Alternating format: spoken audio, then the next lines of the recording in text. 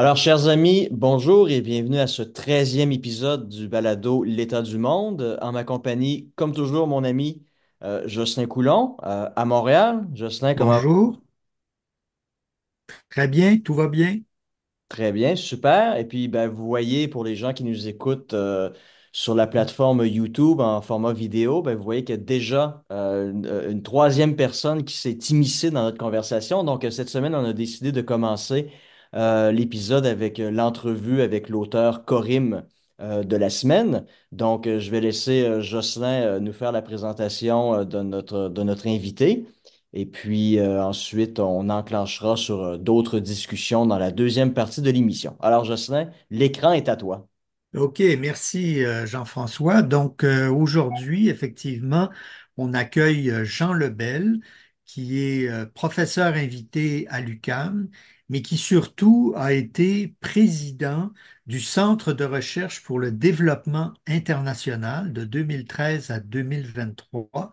Et Jean pourra me corriger, mais le CRDI est un des plus gros organismes subventionnaires sur la recherche en développement international. Je ne sais pas s'il est le deuxième ou le troisième, il nous en parlera un peu plus. Et on l'invite parce que, effectivement, lundi, sur le site du Corim, c'est-à-dire sur le blog du Corim, il signe un texte sur l'aide au développement canadienne euh, aux pays justement en développement et il souligne que notre aide chute d'année en année et que nous avons en fait jamais réussi à atteindre le 0,7% qui avait été suggéré, je crois, par Lester B. Pearson il y a une cinquantaine d'années. Et on n'a jamais été capable d'atteindre ce 0,7%. C'est un peu comme le 2% de nos dépenses de défense à l'OTAN. Alors, sans plus tarder, je vais passer la parole à Jean Lebel, qui aura 5 minutes pour exposer sa thèse, et puis ensuite, on aura cette entrevue avec lui. Vas-y, Jean. Merci, Jocelyn. Merci, Jean-François, de l'invitation. Et puis, ça me fait plaisir d'être avec vous et votre auditoire. Euh, c'est un jeu auquel je me suis pris l'année dernière en me disant, regardons l'aide au développement du Canada et son évolution au cours des 60 dernières années, qui correspond grosso modo au début de ce domaine, ce secteur d'activité-là. Et j'avais comme l'intention de faire une revue des mythes qui soutiennent ce secteur-là, notamment en termes du financement qui diminue constamment, ou qui fluctue énormément, qui est jamais à la hauteur et qui change selon les gouvernements et les allégeances. Et rapidement, je me suis pris au jeu parce que j'ai constaté que quand on regarde en chiffres continus, pondérés pour l'inflation, le Canada a toujours augmenté ses contributions. Il y a eu des hauts et des bas, mais ça a toujours augmenté. Donc, déjà dans ton introduction, tu dis l'érosion, la diminution de l'aide au développement, et les gens vont se dire, mais il n'y a pas une diminution, il y a une augmentation constante en dollars. Mais ce qu'il faut regarder, c'est la capacité qu'on a de payer comme pays. Et ça, c'était Pearson, comme tu l'avais souligné, avec la Commission sur le développement à la fin des années 60, qui avait établi une commission des Nations unies qui présidait, que les pays devraient s'engager, ceux qui font du financement de l'aide internationale, à atteindre 0,7% de leur produit intérieur brut. Et très peu de pays l'ont réalisé, ça, les pays nordiques, la Suède, la Norvège, à quelques reprises l'Angleterre, l'Allemagne, mais il n'y en a pas beaucoup qui restent, à part les pays nordiques. Le Canada a eu sa période de gloire au début des années 70 à 0,5, ça a érodé à 0,4, à 0,3, ça a atteint un abyssimal, comme je dis dans mon papier, 0,24, je crois. Ça remonte tout doucement. Ça remonte tout doucement et on est porté à croire qu'avec les engagements des divers gouvernements, pas celui seulement actuel, mais précédent, cette augmentation-là se produit, elle fluctue, mais la tendance lourde est qu'elle augmente. Et comme je le disais, c'est que si on regarde notre capacité de payer, on voit qu'elle n'augmente pas. Et notre capacité de payer par rapport au produit intérieur brut diminue. Et elle diminue significativement par rapport à la contribution des autres pays. Et les autres pays, c'est les 29 pays qui font partie du comité d'aide au développement de l'OCDE qui colligent avec rigueur l'information. Et ce qu'on voit, c'est que durant une période de 40 ans, le Canada dépassait la moyenne de ces pays-là ou l'égalait constamment. Et ça jusqu'en 2013. Et en 2013, on a commencé à se retrouver sous cette moyenne des 29 pays. Et depuis, on a toujours été sous cette moyenne, sauf l'année dernière, où pour la première fois, on a été 0,01% au-dessus de cette moyenne-là. Et on a commencé à ressentir que, il y a une tendance qui se décide. Le gouvernement a annoncé qu'il y aurait une augmentation annuelle jusqu'en 2030. Et le budget est arrivé en 2024 pour se rendre compte que non, il y avait quelques éléments confondants. L'aide publique au développement est dépendante des priorités du gouvernement, de la situation économique du pays, de nos engagements internationaux, qui soient récurrents ou liés à des mesures d'urgence. Et tout ça fait que ça fluctue.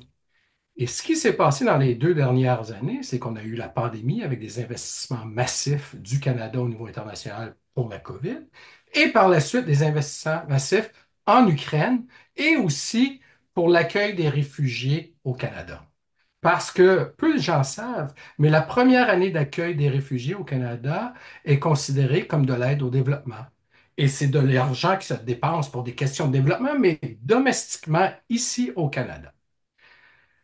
Grosso modo, on arrive à la fin en se disant, mais pourquoi on n'est pas capable d'atteindre ce point 7?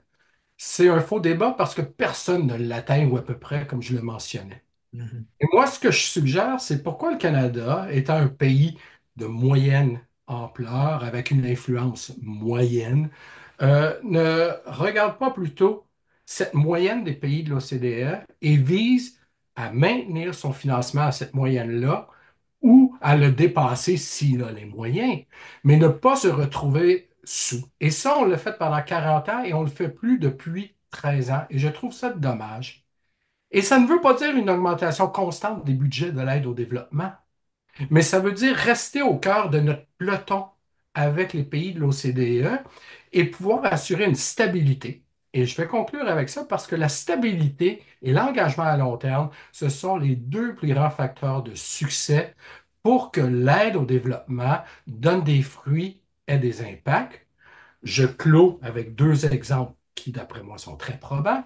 Le support du Canada à la transition démocratique en Amérique, pas en Amérique, mais en Afrique du Sud au Mhm. moment de l'élection de Mandela. Brian Mulroney se fait interpeller par Nelson Mandela pour éviter un bain de sang. Le Canada investit une somme de 10 millions en recherche pour aider une transition démocratique. Le premier cabinet de Mandela, plus de la moitié des récipiendaires avaient reçu des fonds de l'aide au développement du Canada à travers le CRDI. Encore aujourd'hui, les délégations viennent et ils demandent de parler aux Canadiens parce que Mhm. c'est important dans leur histoire.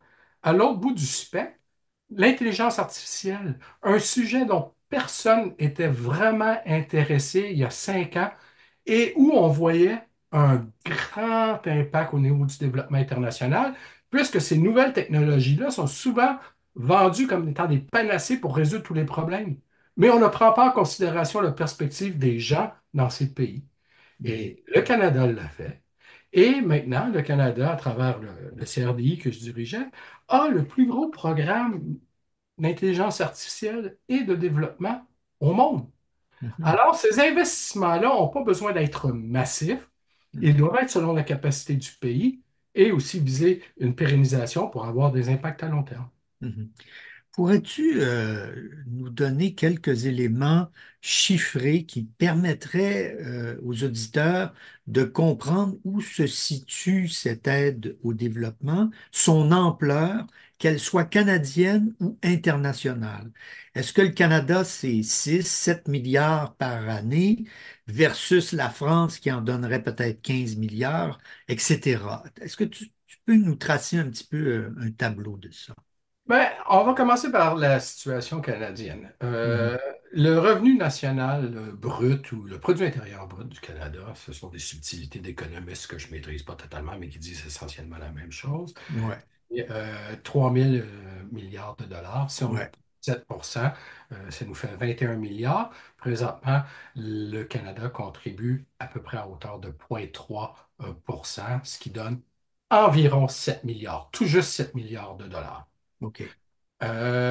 La moyenne des pays de l'OCDE pour 2024, en 2023, Mhm. c'était 0,38, mais on subit une baisse présentement.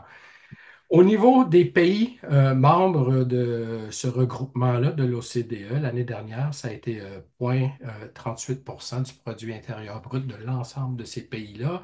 Le Mhm. quantum, je ne l'ai pas sur le bout des lèvres, mais c'est relativement facile à trouver. Le Canada se situe dans ce groupe-là avec les chiffres de 2023 au sixième rang, ce qui est exceptionnel. Mhm. Mais si on regarde cette année, parce que les données arrivent toujours avec un délai, on va probablement se situer tout juste au milieu ou peut-être un peu en dessous du milieu de la moyenne. Donc, on OK. redescend. OK. Et l'enveloppe d'aide au développement international, c'est essentiellement les pays occidentaux qui contribuent, enfin les pays de l'OCDE. Et ça peut représenter quoi, 200 milliards par année pour les pays en développement, d'après ce que tu as déjà lu. Parce que souvent, on parle de l'aide au développement comme étant peut-être la panacée, mais on oublie l'aide privée, finalement, qui va à de nombreux pays en développement et qui peut-être dépasse l'aide publique au développement. Alors, je ne Ouais. sais pas si encore là, tu peux nous situer. Ben, écoute, je suis en train de te situer parce que je sors le données présentement pour le monde. Je m'excuse de ne pas avoir ça sur le bout des doigts, Non, mais non, ça fait c'est tout à partie fait de normal. mon déficit d'attention aigu que je partage avec vous. Euh, Écoute, bon, je, je peux pas te dire le montant total, mais Ouais. je sais, par exemple, les États-Unis, l'année dernière, c'était 60 milliards. Ah Euh, oui, c'est quand même.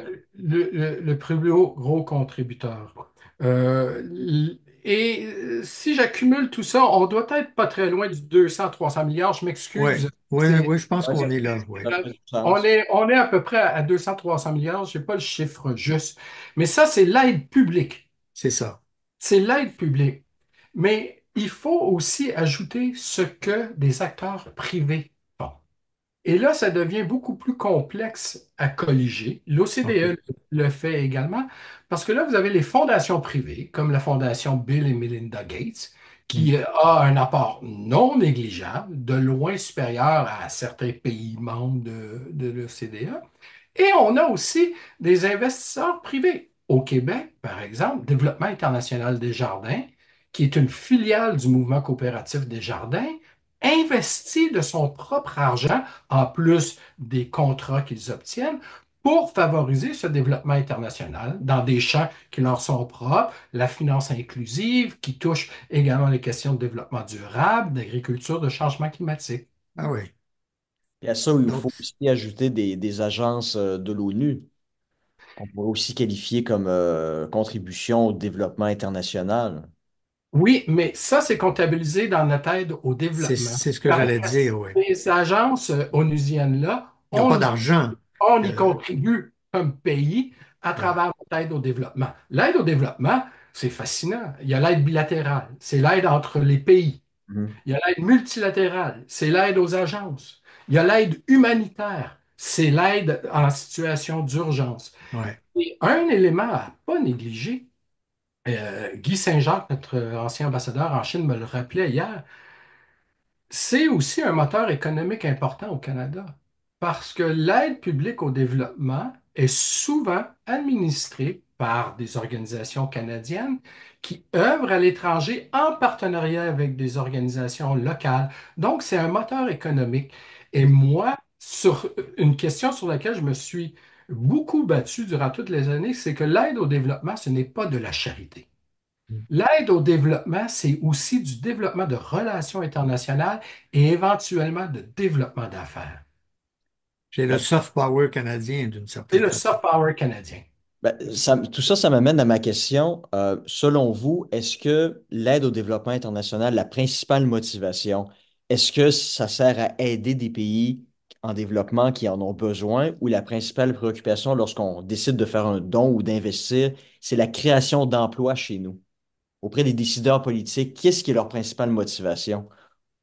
Écoutez, c'est pour avoir œuvré plus de 30 ans dans le domaine, de trouver la motivation exacte pour supporter l'aide au développement international est difficile. C'est pas un sujet qui intéresse nécessairement beaucoup de monde, mais c'est une excellente carte de visite. Je pense que je débutais mon propos en disant que souvent, même dans certains pays, c'est la seule carte de visite qu'on a Ah comme ouais. Canada. Et ça, on ne sait pas où ça va aller. On ne peut pas le prédire.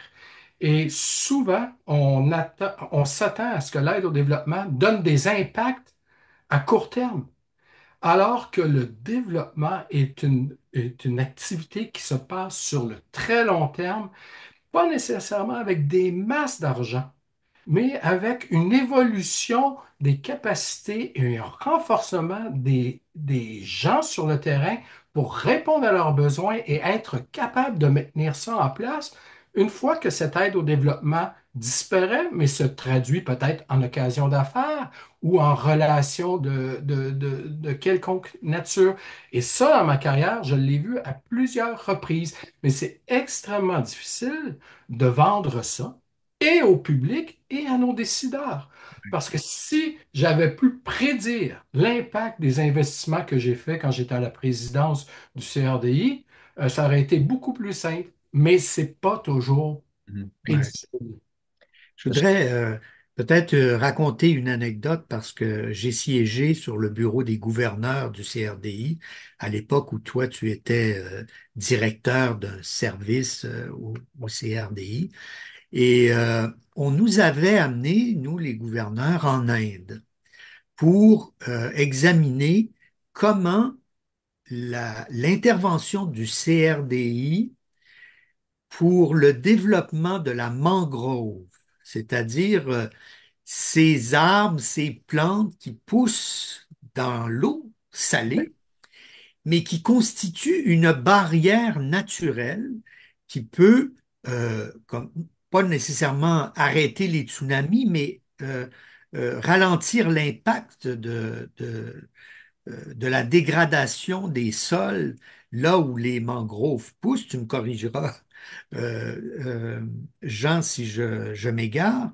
Mais ce qui était intéressant de voir et d'examiner dans ce voyage, c'est comment en une vingtaine d'années, l'action du CRDI a permis le rétablissement de cette mangrove sur des dizaines de kilomètres de côte en Inde, mangrove qui avait été détruite pour toutes sortes de raisons par les locaux, qui avaient peut-être besoin de bois de chauffage ou enfin des choses comme ça.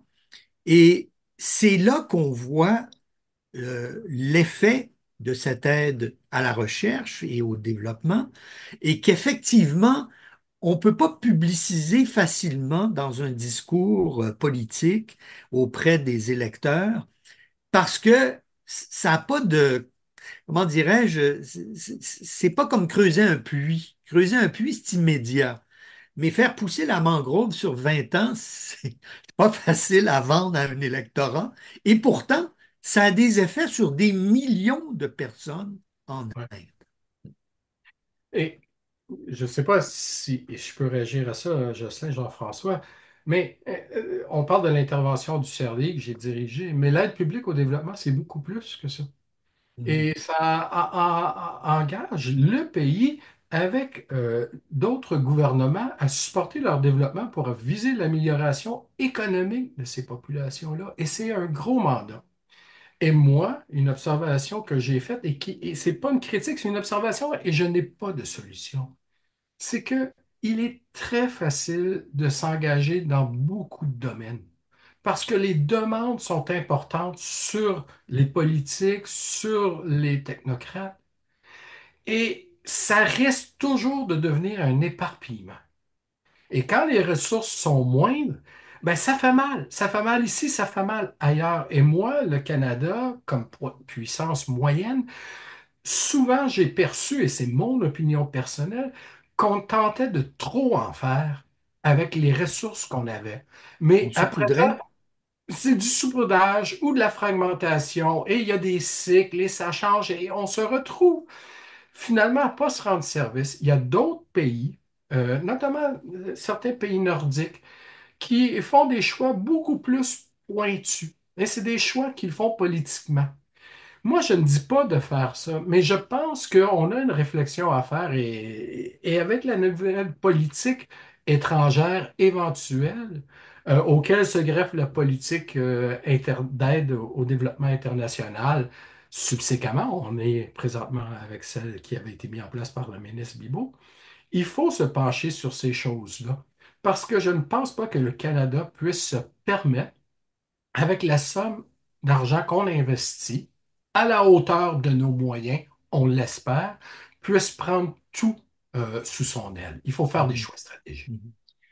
Je, On- je- je me permets un commentaire, Vas-y. puis une question par la suite. Je pense que les auditeurs se seront rendus compte qu'en matière d'aide au développement international, si on peut appeler ça de la solidarité, on se rend compte que la solidarité en matière politique, elle est d'abord et avant tout nationale. C'est là où on se rend compte que l'aspect du nationalisme, de partager une identité commune, ça joue un grand rôle dans la capacité qu'on a à accepter de faire preuve de solidarité. Parce que 7 milliards de dollars, c'est pas une somme c'est minime, évidemment, mais lorsqu'on la compare aux autres politiques sociales au Canada, que ce soit le financement d'éducation, que ce soit le financement des soins de santé, on se rend compte que 0, on n'est même pas à 0,7%, mais même si on était à 0,7%, le pourcentage que ça représente en comparaison avec les politiques sociales que je viens de mentionner, c'est absolument infime. Et c'est peut-être la raison pour laquelle les gouvernements ne sont pas empressés de dépenser des sommes plus importantes parce que la population n'accepterait pas, en quelque sorte, de voir son argent aider à la solidarité d'un autre peuple. C'est un peu l'idée du notre famille avant les voisins. Donc, je pense que c'est un élément qui est peut-être intéressant à mentionner. Puis, ma question peut-être plus précise, vous parliez de saupoudrage de l'aide canadienne au développement international. On a déjà évoqué dans des podcasts précédents l'impact des diasporas nationales sur la politique étrangère canadienne. Est-ce qu'en matière d'aide internationale, vous avez des députés, des politiciens qui vont faire pression auprès de l'ACDI, par exemple, afin une somme d'argent soit investie ou dédiée à une communauté, à un pays d'où le député ou une partie importante de sa population dans sa circonscription provient? Est-ce qu'il y a des formes de pression politique comme ça, assez fortes de la part de politiciens afin de plaire à des diasporas nationales qu'on retrouve au Canada? Écoutez, je ne sais, moi, j'en ai jamais été témoin, je ne saurais dire. On entend toujours des histoires, oui, que peut-être certains membres du Parlement ont un intérêt dans un domaine. Et à mon avis, c'est pas mauvais parce que ça amène souvent à la face du public et du monde politique des enjeux qui sont mal connus. Euh, et le rôle, je pense, du secteur développement international est de faire attention aussi de ne pas toujours en demander plus mais de s'assurer que des investissements, aussi minimes soient-ils, soient pérennes dans le temps. Parce que Mhm. j'ai déjà dit, le secteur du développement international, malheureusement, c'est le cimetière des bonnes intentions. On en a une histoire de 60 ans de projets qui ont bien fonctionné, mais on a encore des problèmes de faim, on a encore des problèmes environnementaux, on a encore des problèmes démocratiques, on a encore des problèmes de gouvernance. Et on recherche une panacée qui va tout résoudre ça. L'histoire de l'humanité n'a pas résolu ça. Ça fait partie de notre identité d'humain, ce type de problème-là. Par contre, on peut devenir meilleur.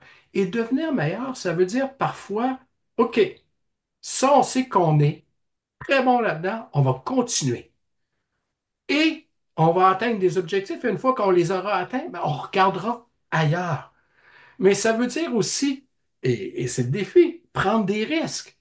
Euh, Écoutez, en 2014, moi, je me souviens, on m'a appelé en me disant, Gary Cobinger, qui était à l'Agence de santé publique et qui avait en main un vaccin pour combattre la fièvre Ebola, il dit, Jean, j'ai 5 000 doses, je ne sais pas quoi faire pour les passer en phase 2 d'études, puis qu'on puisse tenter de contrer la crise qu'il y avait en Afrique de l'Ouest qui a fait près de plus de 10 000 morts. J'ai appelé les Instituts canadiens en recherche en santé, les affaires mondiales, et on a mobilisé les ressources. Notre personnel expert est allé sur place travailler avec MSF, avec l'OMS, avec les Norvégiens, et ce vaccin canadien-là a arrêté l'épidémie de fièvre Ebola en Afrique de l'Ouest, qui commençait à se propager. La COVID, on n'a pas pu l'éviter, mais ces plaies vont être présentes à l'avenir. Et raison pour laquelle l'aide publique au développement peut faire une différence en faisant des investissements continus pour éviter que ces situations-là se développent en catastrophe ou pour tenter de les prévenir. Et ça, je peux vous dire, en bon langage, c'est pas très vendeur. Ça fait pas les nouvelles, ça fait pas le bulletin d'information, et souvent on voit la bulle, le phylactère autour de la tête de nos auditoires ou des personnes avec qui on intervient, qui écrit «Quand va-t-il sortir de mon bureau?» C'est c'est le défi du développement international. Dis-moi, dernière question.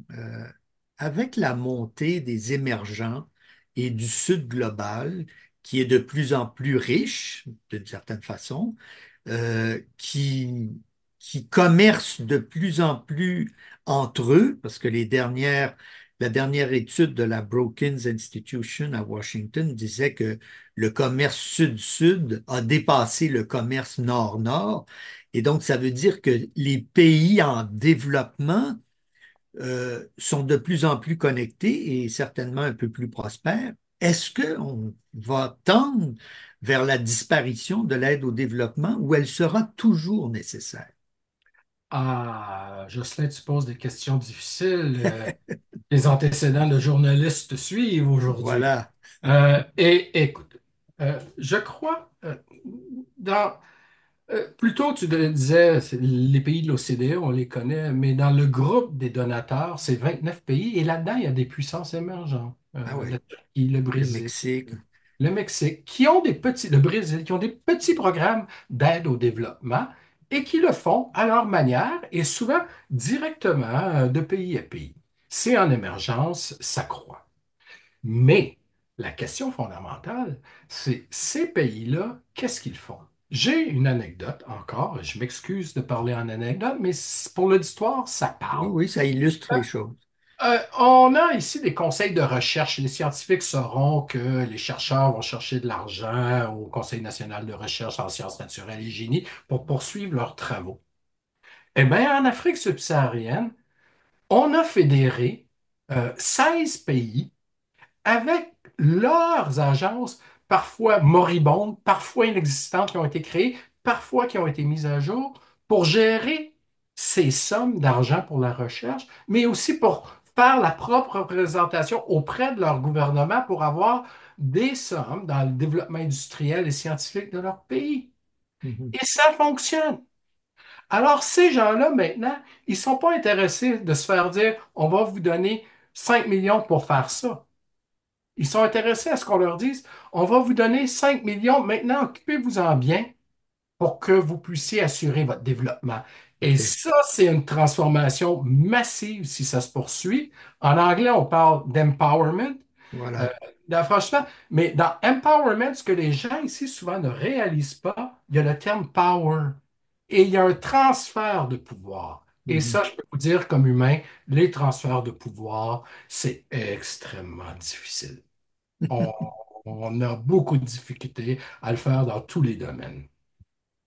Ben écoute, merci Jean pour cette conversation. Merci. Puis on rappelle aux auditeurs que le texte de M. Lebel est disponible sur le site du Corim, donc corim.qc.ca, c'est CORIM. Et je vais mettre le lien aussi sous la vidéo YouTube pour ceux qui veulent y accéder plus directement. Alors, ben écoutez, merci beaucoup. C'était très intéressant comme discussion. Puis on aura certainement l'occasion de se reparler pour un prochain épisode. Et permettez-moi de vous remercier, mais remercier aussi Jonathan Harvey et François Audet à l'Institut d'études Oui, internationales à Montréal, qui m'ont donné l'opportunité et du support pour pouvoir réfléchir à ça et travailler là-dessus, sans quoi ça n'aurait pas été possible. Et merci au Corim, Jocelyn, Jean-François et à votre auditoire de m'avoir accueilli. J'espère que ça a été intéressant pour vous. très bien. Merci. Merci, au revoir. Au revoir.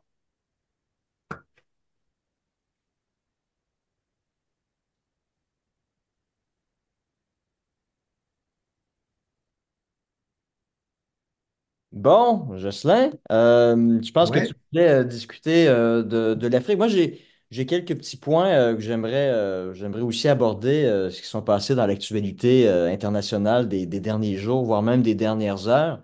Très rapidement, j'en fais mention, mais on pourra en discuter après ton point.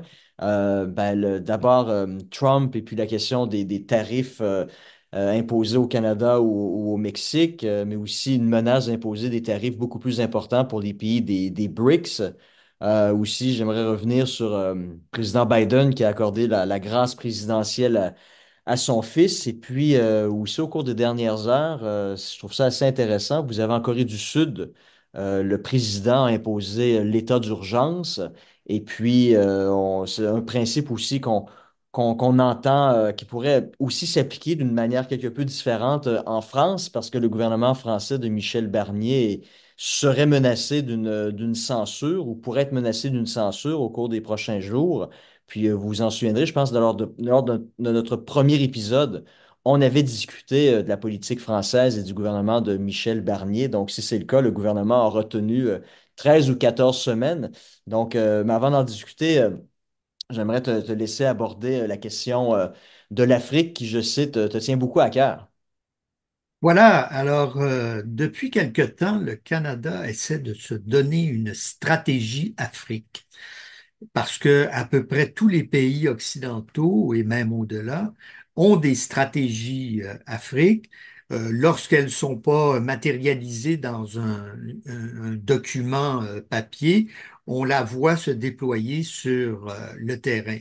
Et nous, on a de la difficulté à accoucher d'une stratégie. Ça fait 3 ans qu'on a un secrétaire parlementaire qui travaille sur cette stratégie, qui a d'ailleurs changé de nom au cours des 3 dernières années. Et semble-t-il qu'on va peut-être y arriver dans quelques semaines ou dans quelques mois. Je vous ferai remarquer que on a eu le même problème avec la stratégie Indo-Pacifique qui a été publiée, si ma mémoire est bonne, en 2000, à la fin 2023, après que tous les autres pays occidentaux aient publié la leur. C'est comme si on attendait de voir la copie des autres pour pouvoir réfléchir nous-mêmes à une stratégie Indo-Pacifique. Je peux comprendre que parfois c'est pas mauvais de travailler ensemble, mais il y a comme une paresse au ministère des Affaires étrangères ou au bureau du Premier ministre à être le leader dans certains domaines. En tout cas, donc revenir à l'Afrique, pourquoi? Parce que de nombreux chercheurs, de nombreux observateurs estiment que c'est un peu la prochaine frontière, peut-être même la dernière frontière finalement, en termes économiques, démographiques, diplomatiques et autres. Quelques statistiques du genre, en 2050, les Africains seront 2,5 milliards et c'est presque le doublement de la population et ça va causer évidemment des pressions énormes sur les pays européens en particulier parce qu'on le voit de toute façon tous les jours avec ces réfugiés qui tentent de traverser la Méditerranée pour rentrer en Europe. Et donc, démographiquement, c'est un continent qui bouge beaucoup. Économiquement, c'est là où on retrouve une dizaine d'économies en pleine expansion, au point d'ailleurs que les BRICS ont accepté d'accueillir euh, évidemment l'Afrique du Sud, Tu l'Égypte et maintenant l'Éthiopie. D'autres pays sont en lice frappes à pour la porte. rejoindre les BRICS. Comment? Il frappe à la porte. Il y a beaucoup de Voilà, ils à la frappent porte. à la porte pour entrer chez les BRICS. Et donc, économiquement, un pays, des pays intéressants, sont intéressants aussi pour leurs matières premières, Mhm. puisqu'il y a une compétition, non seulement pour les richesses naturelles classiques, mais Conventionnel, pour, les terres mais rares, pour les terres rares, les métaux rares qui rentrent dans la fabrication des puces ou même des batteries de ogives voitures, nucléaires. Comment? des batteries de voitures électriques aussi. Les Lithium. batteries de voitures. Et donc, l'Afrique est un territoire convoité à ce point tel que plusieurs pays maintenant organise des sommets Afrique, Turquie, Inde, Corée du Sud, Japon, Italie et autres, sauf le Canada, qui n'a jamais organisé de sommet Afrique-Canada, alors que nous avons une histoire plus que centenaire en Afrique. Ça a commencé par les missionnaires, bien sûr, puis par les gens liés au développement, puis ensuite les militaires, casque bleu, etc.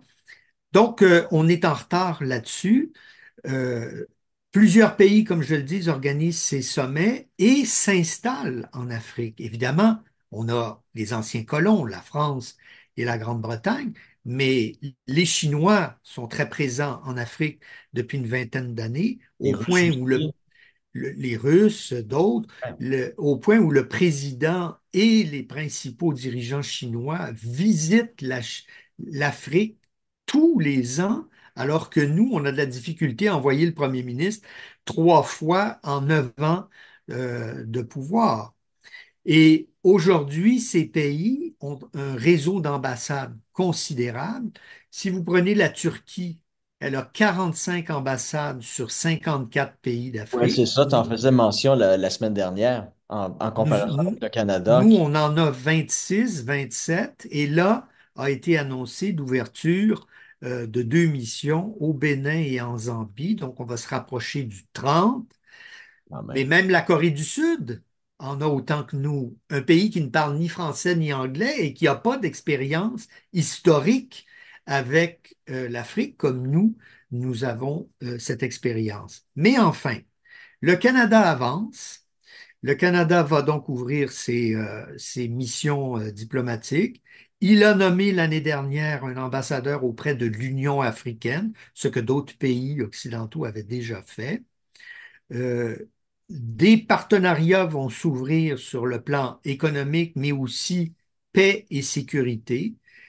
Malheureusement, dans ce domaine, on se limite surtout à donner de l'argent, c'est très bien, mais on n'assume pas nos responsabilités, si je peux m'exprimer ainsi, de participer aux opérations de maintien de la paix que nous avons nous-mêmes créées, évidemment, et pour lesquelles nous avons reçu un prix Nobel. Le Canada a 5 ou 6 casques bleus en Afrique, alors que traditionnellement, on a toujours été un des participants dans ces missions, mais dans d'autres missions aussi, dans les Balkans ou ailleurs. Donc, on va contribuer financièrement, mais on n'est pas là sur le terrain.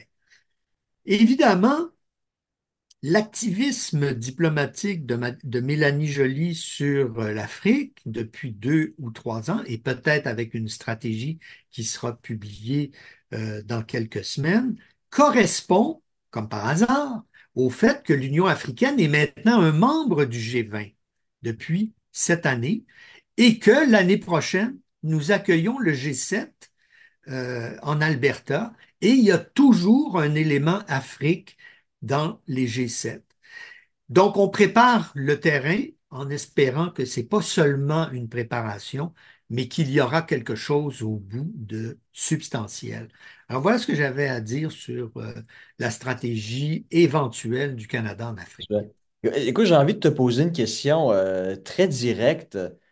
Tu faisais mention en comparaison le Canada avec la Turquie ou la Corée du Sud.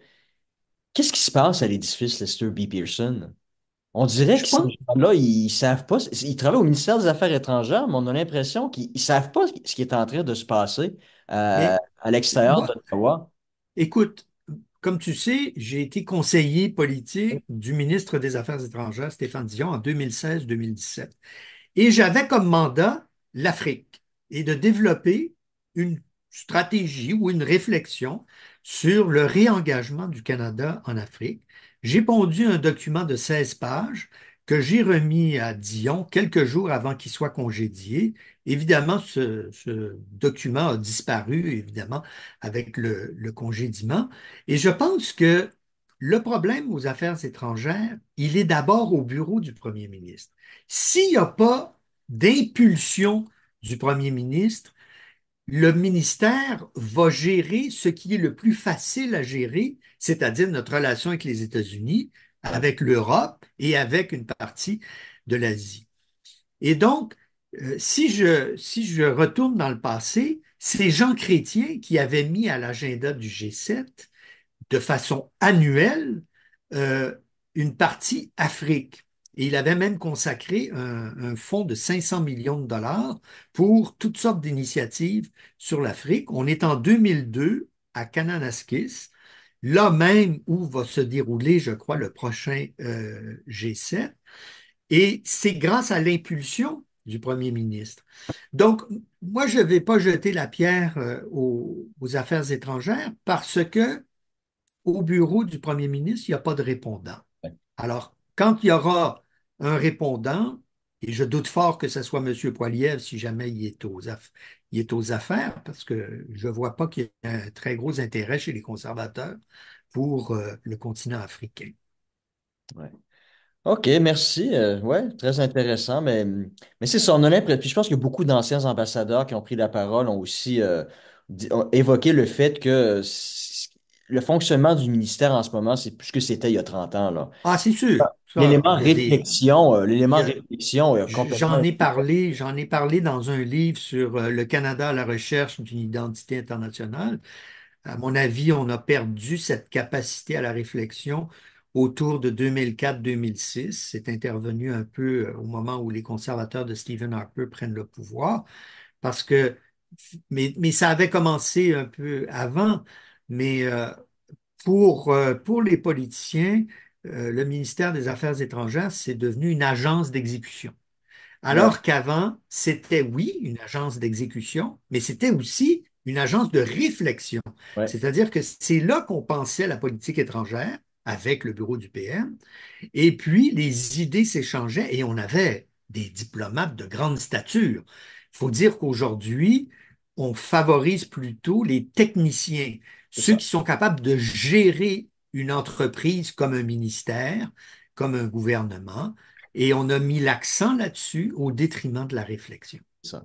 Ou peut-être, tu sais, on n'a plus des Lloyd Axworthy comme ça avait été le cas dans les années Ça a 80. été notre dernier grand ministre des Affaires Oui, étrangères. effectivement. Parce que le ministère des Affaires étrangères aussi, dans une certaine mesure, ça peut être une façon pour le premier ministre de parquer un politicien un peu trop ambitieux ou un ancien opposant à la chefferie, parce que ça reste un poste prestigieux, mais ça fait en sorte que cet individu-là est souvent à l'étranger, donc peut Voilà. pas faire du noyautage à l'intérieur du parti. Je pense que ça avait été le cas un peu avec Mulroney et Joe Clark. Ça avait été une façon un peu de se débarrasser de Ben, il la... fallait qu'il récompense aussi. Il aussi. avait été premier ministre pendant 9 mois et donc il n'y a pas beaucoup de postes Ça, aussi prestigieux. c'est un poste super pratique parce que c'est prestigieux, puis le type Voilà. est toujours en voyage. Donc, Ouais. Et Joe Clark est resté 7 ans. ah oui, Alors, je crois que c'est la plus grande mandature de l'histoire des ministres des Affaires étrangères. Il faudrait remonter à Pearson avant qu'il devienne premier ministre, mais 7 ans, c'est très rare. oui, oui, oui, oui.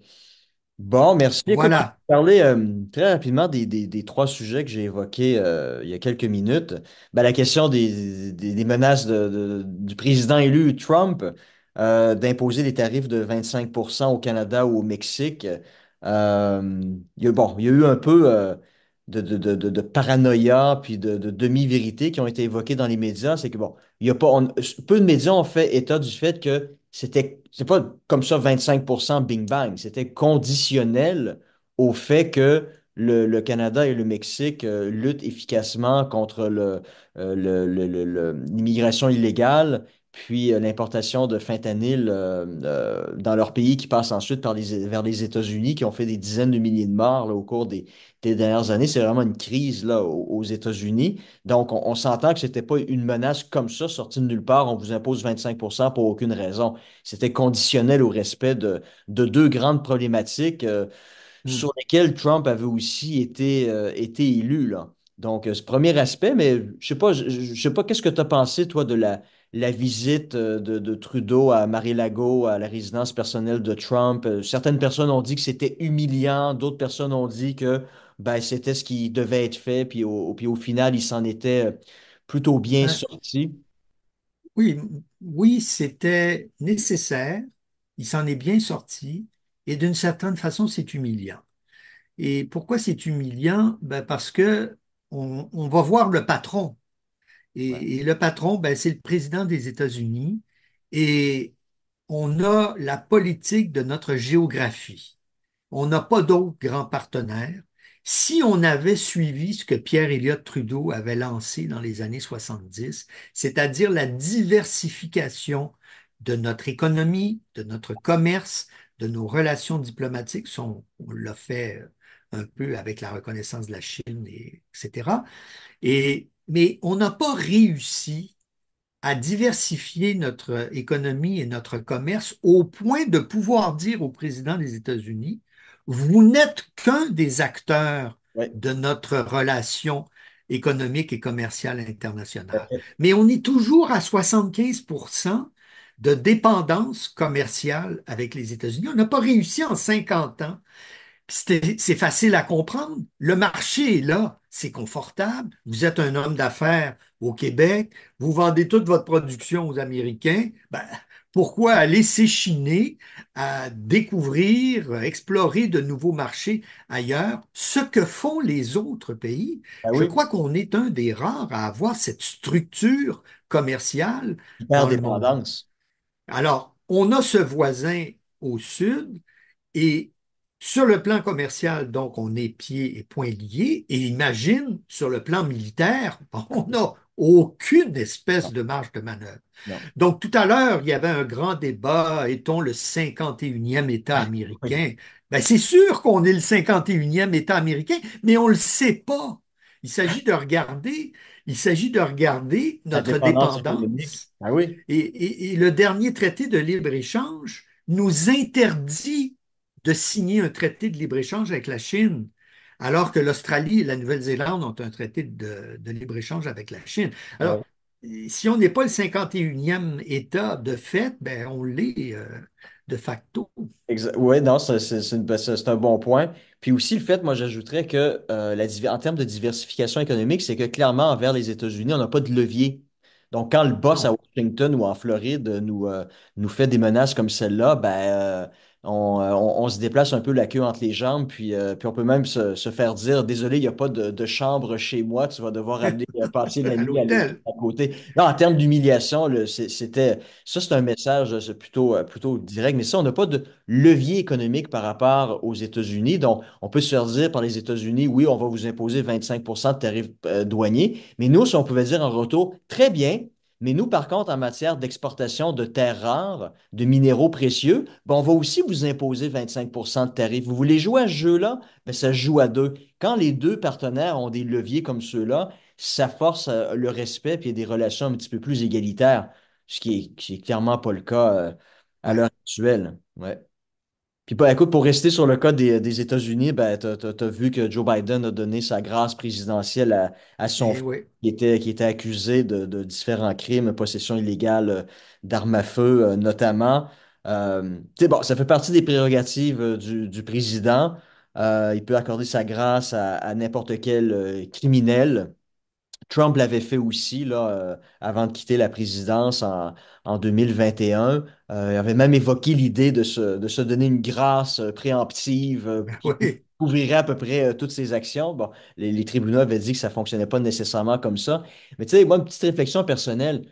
La grâce présidentielle, il y a une raison pour laquelle ça existe. Parce que tu sais comme moi, en politique, il y a l'idée, c'est l'expression, je pense que c'est Michael Ignatieff, on doit se salir les mains.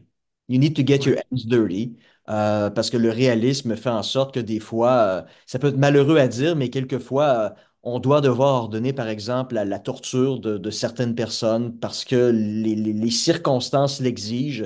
Donc, si les circonstances exigent de commettre des gestes qui sont illégaux, puis c'est au nom de la raison d'État, puis ça peut même si c'est moralement inacceptable, politiquement, ça peut se justifier. Je pense que c'est important pour le président, ou en tout cas la personne à la tête du pouvoir exécutif de pouvoir accorder une grâce à des individus qui ont commis des gestes illégaux, mais clairement qui servaient les intérêts nationaux de l'État en question. Je pense que ça doit servir à ça, la grâce présidentielle. Mm.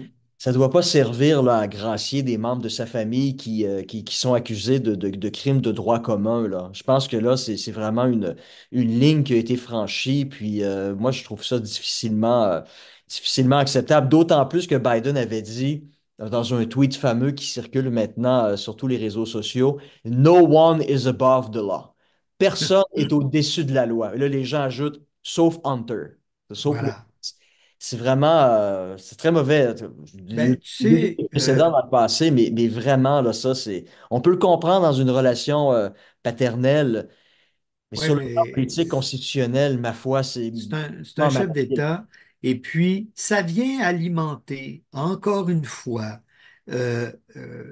les commentaires des populistes, puis des autoritaires et de certains démagogues qui vont dire essentiellement, depuis 20 ans en Occident, tous pourris. ouais. Et là, Décidément. on a l'illustration de ça. Je suis désolé, quelles que soient les raisons, les démocrates sont pas mieux que les républicains. Et là, la cerise sur le sundae, ça serait que Biden pardonne à Trump. Je ne sais pas si on va arriver jusque-là, mais maintenant qu'on a franchi cette ligne rouge-là, Il n'y en a plus de peut-être qu'on ligne. va en franchir. Voilà, Il y en a plus voilà. de ligne. Puis écoute, très rapidement, je ne sais pas si tu as vu la nuit dernière, moi, Oui, un collègue à mon université, j'ai j'ai trois collègues sud-coréens et puis il y en a un qui est déjà parti en vacances de Noël en Corée du Sud, puis un autre devait partir au cours des prochaines heures. Et puis le premier qui est déjà en Corée du Sud envoie des photos, nous dit la loi martiale a été instaurée à Séoul. Il nous voilà. envoie des photos d'hélicoptères, de chars d'assaut dans les rues. Et puis l'autre collègue qui me dit ben, est-ce que je dois demander à l'université d'annuler mon billet d'avion parce que qu'est-ce qui se passe? Et puis ben, ce que j'ai lu sur le sujet, c'est en fait, c'est le président de la République, évidemment, qui a imposé la loi martiale parce que le Parlement qui est dominé, la majorité est formée par un parti d'opposition qui refusait, dans le processus démocratique, de collaborer Mm. avec la présidence, donc bloquer un peu le processus parlementaire. Et là, c'est la raison pour laquelle, d'après ce que j'ai lu, c'est la raison pour laquelle le président sud-coréen a imposé la loi martiale. Et là, le Parlement a voté pour imposer son veto à Ouais, la loi martiale, mais les forces armées ont tout de même dit qu'ils allaient quand même l'appliquer. Donc, c'est une situation un peu abracadabrantesque. Mais moi, je trouve que en fait, j'en ai déjà discuté avec Jérôme Blanchet-Gravel sur Libre Média. Pour moi, en ce moment, il y a une espèce de banalisation de l'état d'urgence. On a Mm. l'impression maintenant d'avoir des crises existentielles un peu partout qui, Ouais. normalement, dans le passé, se seraient réglées par le processus démocratique normal. Mais Ben là, oui, maintenant, on semble se dire, bon, ben, la meilleure façon de régler ça, c'est d'imposer l'état d'urgence, suspendre les droits et libertés, suspendre les pouvoirs du Parlement. Tu sais, en France, c'est la même chose en ce moment qui semble vouloir se dessiner. Le gouvernement de Michel Barnier, la France insoumise veut déposer une motion de censure. Le Rassemblement national de Marine Le Pen semble vouloir dire qu'elle va peut-être appuyer la motion en question. Donc, ça voudrait dire que le gouvernement pourrait être censuré. Et là, on se souviendra à quel point ça avait été compliqué pour Emmanuel Macron l'été dernier de former un gouvernement. Et là, il peut pas y avoir d'autres élections législatives déclenchées avant le mois de juin prochain. Et là, si voilà. certaines personnes commencent à évoquer le fait que Macron pourrait avoir recours à l'article 16 de la Constitution, qui lui donnerait essentiellement c'est l'état d'urgence, qui lui donnerait essentiellement les pleins pouvoirs pour régler la crise parlementaire qu'il a J'ai pas lui-même l'impression, créée. j'ai quand même pas l'impression qu'il va envoyer l'armée dans les rues Non. comme à Séoul. j'ai l'impression qu'il va demander à Barnier d'expédier les affaires courantes, comme on dit dans le jargon.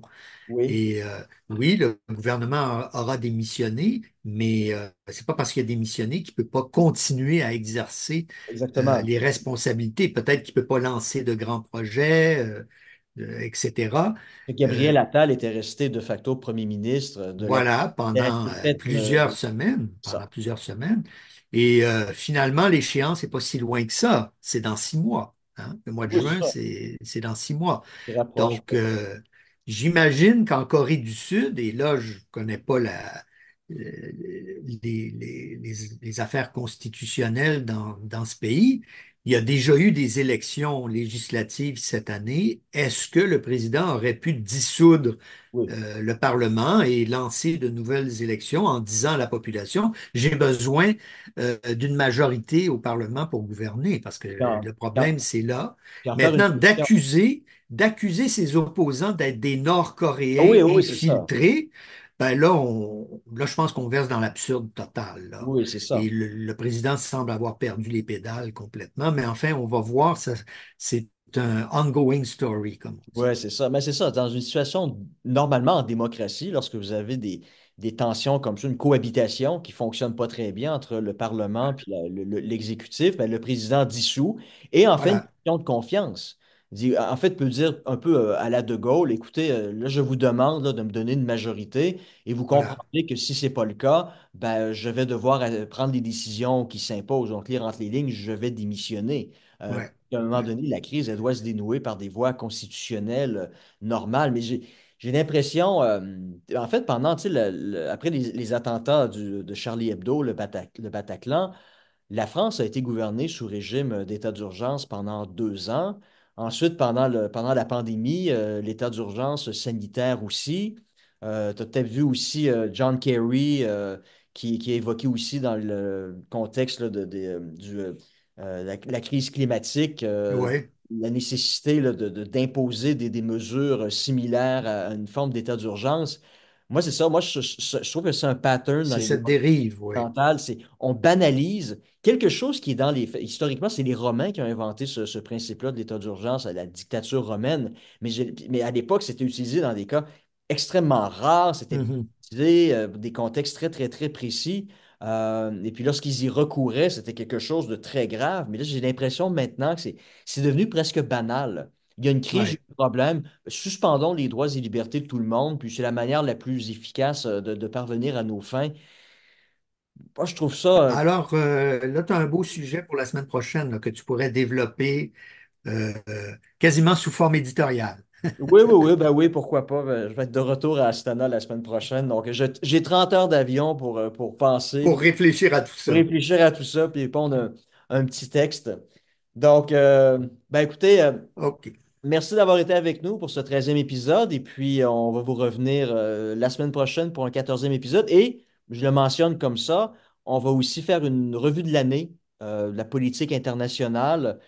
Puis, on va aussi discuter un peu ce à quoi on peut s'attendre dans le monde des relations internationales en 2025. On va faire ça aux alentours là, de Noël.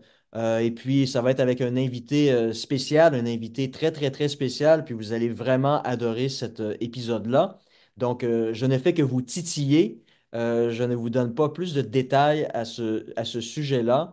Mais voilà, ça va être un épisode à ne pas manquer. Mais d'ici là, ben, on vous souhaite une bonne fin de journée, une bonne semaine. Et puis, on se revoit la semaine prochaine pour le 14e épisode. Alors, merci à tous et bonne fin de journée. Au revoir. Au revoir.